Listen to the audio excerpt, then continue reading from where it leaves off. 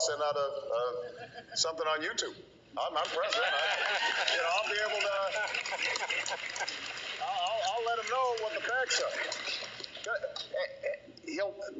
One of the things that you learn when you're traveling and running for president is the American people at their core are a decent people. There's a generosity of spirit there, and there's common sense there, but it's not tact. And mainly people they're just misinformed, or they are too busy. They're trying to get their kids to school. They're working. They just don't have enough information, or they're not professionals at sorting out all the information that's out there. And so our political process gets skewed. But if you give them good information, their instincts are good and they will make good decisions. And the president has the bully pulpit to give them good information. And that's what we have to return to, is a government where the American people trust the information they're getting. I'm really looking forward to doing that, because I am a big believer in reason and facts and evidence and science and feedback. Everything that allows you to do what you do, that's what we should be doing in our government.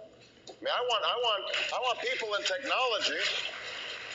I want innovators and engineers and scientists like yourselves. I want you helping us make policy based on facts, based on reason. One of the favorite stories I have from Washington is Daniel Patrick Moynihan. He was a giant of the Senate and a very towering intellect, and he got in an argument one time with another senator, and the other senator apparently was losing the argument. And so he got kind of huffy, and he said, well, Pat, you're entitled to your opinion and I'm entitled to mine. And Moynihan says, you are entitled to your own opinion, but you're not entitled to your own facts. And part of the problem that we're having, and special interests exploit this, is we constantly have a contest where facts don't matter. And I want to restore that sense of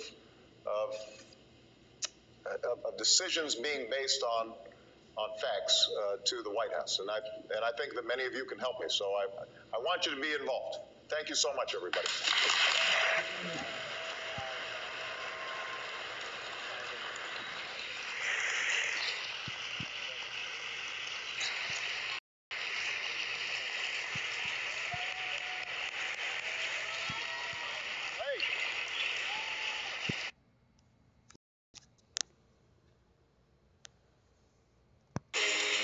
Thank you so much. Thank you for having me. This is my first BET meeting, my first BET conference, hopefully not my last.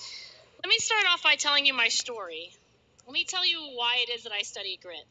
So I also have two daughters, 12 and 14 years old, and I also want them to develop grit. Before I had these two kids, or before they were very old, I started studying what I felt were the psychological characteristics of super high achievers. So I really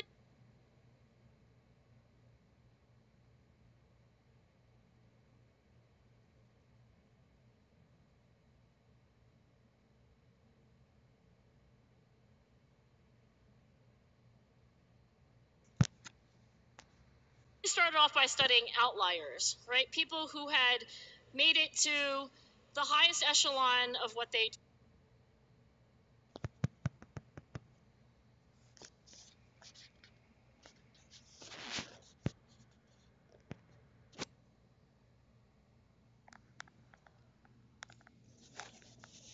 do. So CEOs, Olympic athletes, world-class musicians. And when I interviewed these individuals, I asked them, who are the people that you yourself admire the most?